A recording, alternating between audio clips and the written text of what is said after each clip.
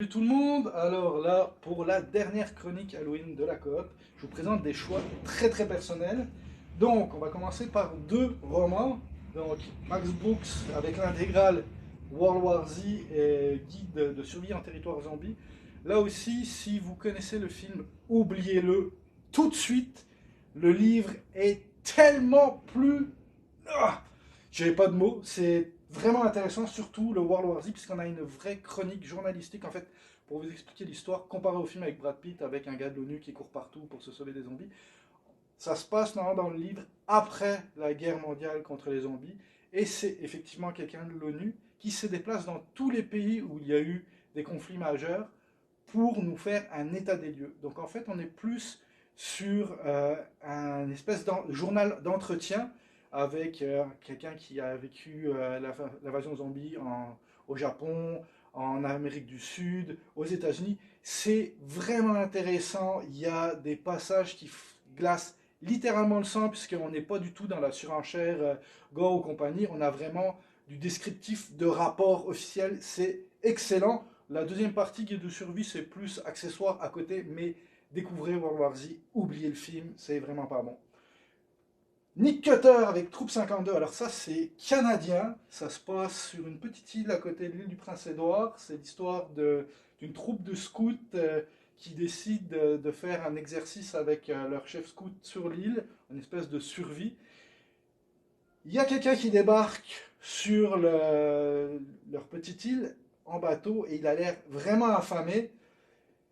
Il a été comme contaminé par quelque chose, je ne veux pas vous dire quoi, je veux vous laisser découvrir parce que c'est très inventif. Par contre, attention aux âmes sensibles, c'est très gore, mais vraiment gore, très graphique, mais excellent. Ce qui est super bien aussi, c'est qu'on a vraiment une galerie de personnages d'enfants qui est pas manichéenne, c'est très bien fait, mais ouais, c'est quand même assez ouf.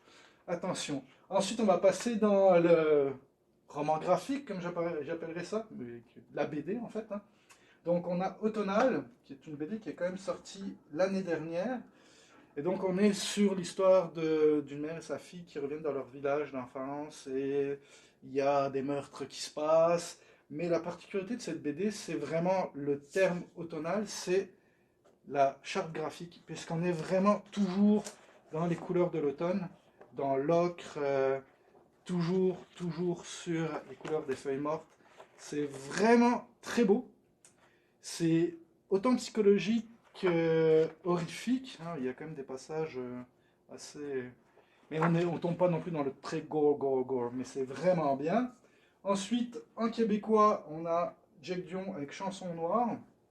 Donc je ne l'ai pas lu, mais je vous en parle parce que Jack Dion, il avait fait quand même l'adaptation de Alice de Sénécal. Donc ça, c'est pas sa vraie première BD solo, puisqu'il avait aussi fait l'adaptation de Turbo Kid en comic book. Mais là, c'est vraiment un projet beaucoup plus personnel. C'est toujours dans le même style de Jack Dion, donc c'est assez quand même chargé.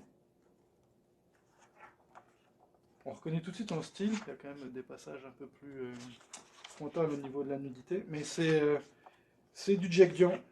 C'est assez fucké, hein, comme d'habitude chez lui. Et pour finir, alors là c'est mon coup de cœur à moi, c'est pas forcément celui-ci, mais Junji Ito, c'est le maître de l'horreur au niveau du manga au Japon.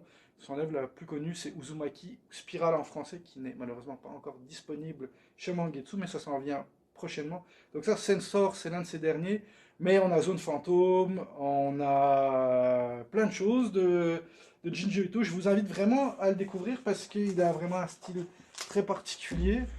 Et lui aussi, ça va vraiment dans le très graphique. Quand il y va à fond. On n'est pas encore dans les Roguro comme Shintaro Kago, que je déconseille vraiment aux âmes sensibles.